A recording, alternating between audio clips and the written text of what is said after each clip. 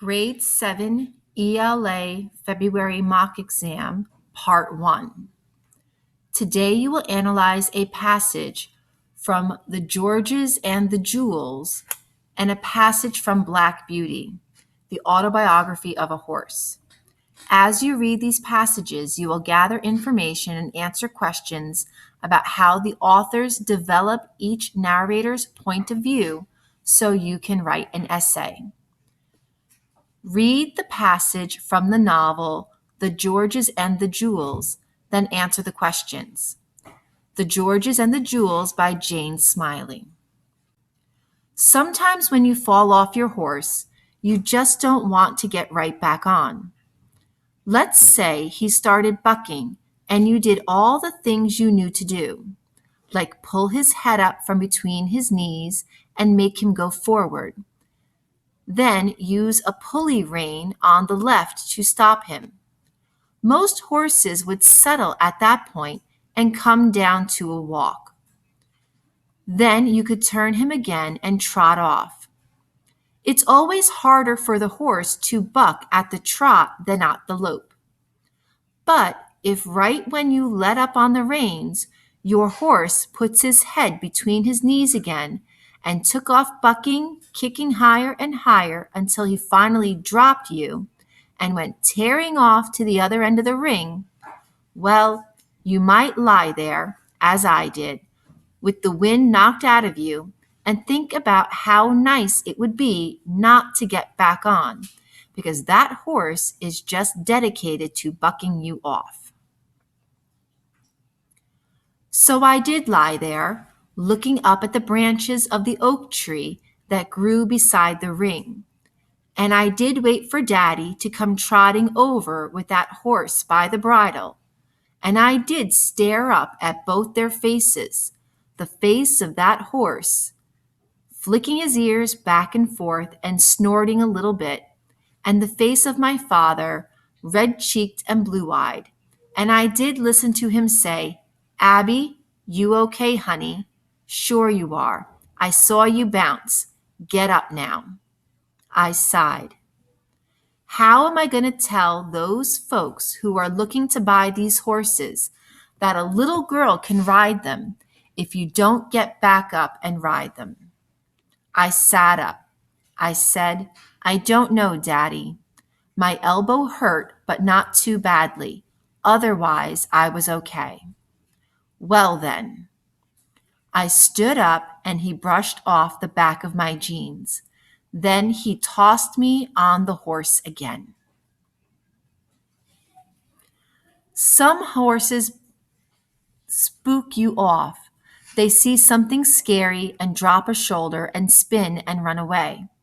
Some horses stop all of a sudden and there you are, head over heels and sitting on the ground. I had a horse rear so high once that I just slid down over her tail and landed in the grass easy as you please, watching her run back to the barn. I started riding when I was 3. I started training horses for my dad when I was 8. I wasn't the only one. My brother Danny was 13 at the time, and he did most of the riding, kids' horse for sale.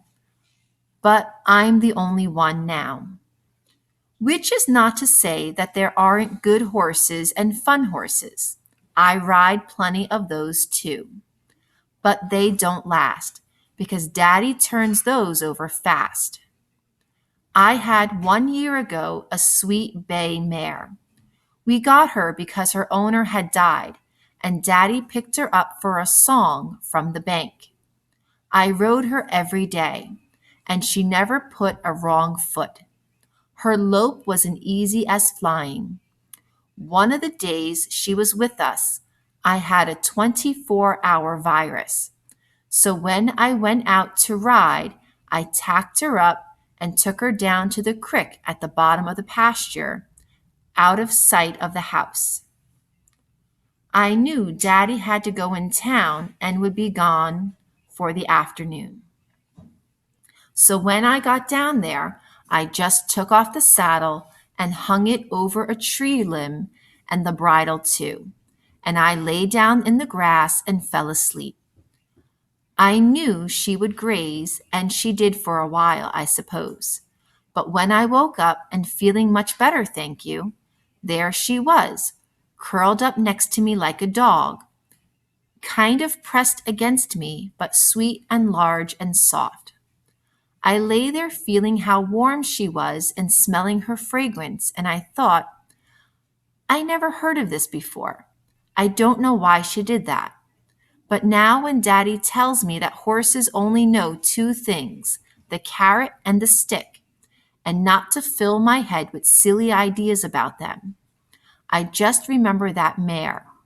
She had a star shaped like a triangle and a little snip down by her left nostril. We sold her for a nice piece of change within a month, and I wish I knew where she was. Question 1, Part A. What is the meaning of tearing as it is used in paragraph 1 of the passage from the Georges and the Jewels? A. Ripping. B. Pulling. C. Speeding. D. Crying. Part B. Which phrase in paragraph 1 helps the reader understand the meaning of tearing? A. Let up on the reins. B. Put his head between his knees. C. Off to the other end of the ring. D. Kicking higher and higher. Question 2, Part A. In the passage from the Georges and the Jewels, how do the father's actions affect the narrator's life? A. The father's kindness causes him to carry the narrator into the house after she falls off the horse. B. The father's love of horses causes him to show the narrator how beautiful the animals are when they walk. C. The father's desire to sell horses causes him to quickly place the narrator back on the horse after she falls. D. The father's expectation of obedience causes him to require the narrator to keep trying. Part B. Choose the evidence from the passage from the Georges and the Jewels that best supports the answer to Part A. A. And I did wait for Daddy to come trotting over with that horse. Paragraph 2. B.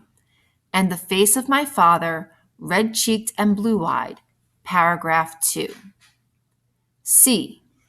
Abby, you okay, honey? Paragraph 2. D. He tossed me on the horse again. Paragraph 7. Question 3, Part A. In the passage from the Georges and the Jewels, how are the father's and narrator's points of view toward horses different? A. The father thinks horses are easy to tame, while the narrator believes horses are dangerous animals. B. The father believes horses only respond to punishment and reward, while the narrator thinks horses have feelings. C. The father thinks only boys should ride horses, while the narrator thinks girls should be able to ride them too. D. The father wants his daughter to ride horses more, but the narrator worries about getting hurt. Part B. Which 2 pieces of evidence best supports the answer to Part A? Choose 2. A. Sometimes when you fall off your horse, you just don't want to get right back on. Paragraph 1. B. My brother Danny was 13 at the time and he did most of the riding. Paragraph 8. C. Which is not to say that there aren't good horses and fun horses. Paragraph 9. Her lope was as easy as flying. paragraph 9. E. There she was, curled up next to me like a dog, kind of pressed against me, but sweet and large and soft. Paragraph 10. F. Daddy tells me that horses only know two things, the carrot and the stick, and not to fill my head with silly ideas about them. Paragraph 10. Read the passage from the novel Black Beauty, the autobiography of a horse, then answer the questions. From Black Beauty, the autobiography of a horse by Anna Sewell. Everyone may not know what breaking in is, therefore I will describe it. It means to teach a horse to wear a saddle and bridle, and to carry on his back a man, woman, or child, to go just the way they wish, and to go quietly. Besides this, he has to learn to wear a collar, a crupper, and a breeching, and to stand still while they are put on, then to have a cart or chaise fixed behind, so that he cannot walk or trot without dragging it after him, and he must go fast or slow, just as his driver wishes. He must never start at what he sees, nor speak to other horses, nor bite, nor kick, nor have any will of his own, but always do his master's will, even though he may be very tired or hungry. But worst of all is when his harness is once on, he may neither jump for joy nor lie down for weariness. For you see, this breaking in is a great thing. I had, of course, been used to a halter and a headstall, and to be led about in the fields and lanes quietly. But now I was to have a bit and bridle. My master gave me some oats as usual, and after a good deal of coaxing, he got the bit into my mouth and the bridle fixed. But it was a nasty thing. Those who have never had a bit in their mouths cannot think how bad it feels. A great piece of cold hard steel, as thick as a man's finger, to be pushed into one's mouth, between one's teeth, and over one's tongue, with the ends coming out of the corner of your mouth, and held fast there by straps over your head, under your throat, around your nose, and under your chin, so that no way in the world can you get rid of the nasty hard thing. It is very bad. Yes, very bad. At least I thought so. But I knew my mother always wore one when she went out, and all horses did when they were grown up. And so, with the nice oats, and what my master's pats, kind words, and gentle ways, I got to wear my bit and bridle. Next came the saddle, but that was not half so bad. My master put it on my back very gently, while old Daniel held my head. He then made the girths fast under my belly, patting and talking to me all the time. Then I had a few oats, then a little leading about, and this he did every day till I began to look for the oats and the saddle. At length one morning my master got on my back and rode me round the meadow on the soft grass. It certainly did feel queer, but I must say I felt rather proud to carry my master, and as he continued to ride me for a little every day, I soon became accustomed to it. Question 4, Part A. As used in paragraph 2 of the passage from Black Beauty, the autobiography of a horse, what is the meaning of the word fast? A. Cheerfully. B. Securely. C. Carefully. D. Quickly. Part B. As used in paragraph 2, which phrase supports the meaning of the word fast? A. Cannot think how bad it feels. B. No way in the world can you get rid of the nasty hard thing. C. I knew my mother always wore one when she went out. D. And what with my master's pats, kind words, and gentle ways? Question 5, Part A. How does the horse feel about wearing riding gear in the passage from Black Beauty, the autobiography of a horse? A. The horse dislikes wearing the gear and will never get used to wearing it. B. The horse is displeased with wearing the gear, but learns to accept it. C. The horse believes the saddle is the worst part of wearing the gear. D. The horse wishes to be like his mother and enjoy wearing the gear. Part B. Which two statements support the correct answer to Part A? A. Being broken in means to carry a man, woman, or child on his back. B. A bit is placed in the horse's mouth and is held by a strap over the head. C. The horse's mother always wore a bit when she went out. D. The horse complained about how uncomfortable the bit felt in his mouth. E. In the story, the master rides the horse around the meadow. F. The horse enjoys the attention he receives from wearing his saddle.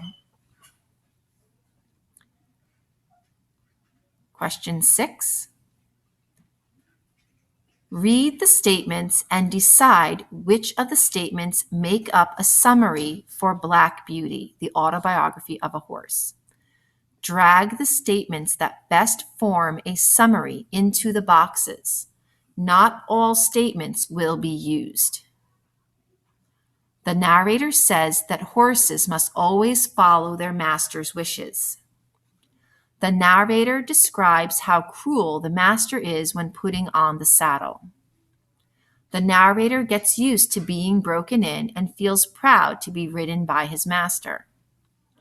The narrator tells how unpleasant it is to wear a bit and bridle. The narrator explains what breaking in a horse involves. The narrator says he will never get used to carrying his master. Question 7. You have read passages from the novels The Georges and the Jewels and Black Beauty, the autobiography of a horse. Both were written in the first-person point of view. Write an essay in which you compare the way the authors use first-person point of view to develop the characters. Be sure to cite specific examples from both passages.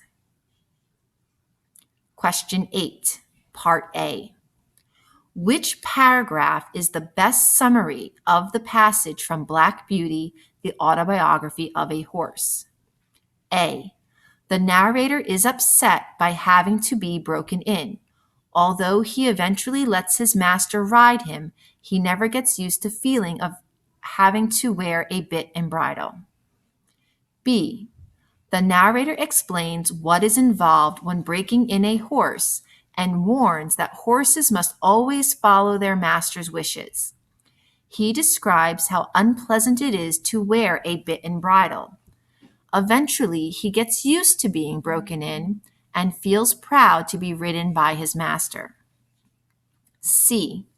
The narrator describes how nice it is to be broken in and to be led around by a rider. As a treat for wearing a bit and bridle, his master gives him oats to eat. Eventually, the narrator begins looking forward to wearing a saddle and being ridden by his master. The narrator is thinking about how he was broken in so that his master can ride him. He explains that he had been used to a halter and harness, but now he has to wear a bit and bridle. Part B.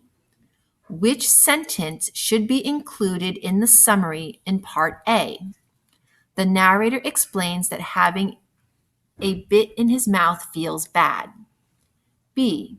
The narrator speaks of how his mother wore a bit. C. The narrator's master used to lead him about in the fields. D.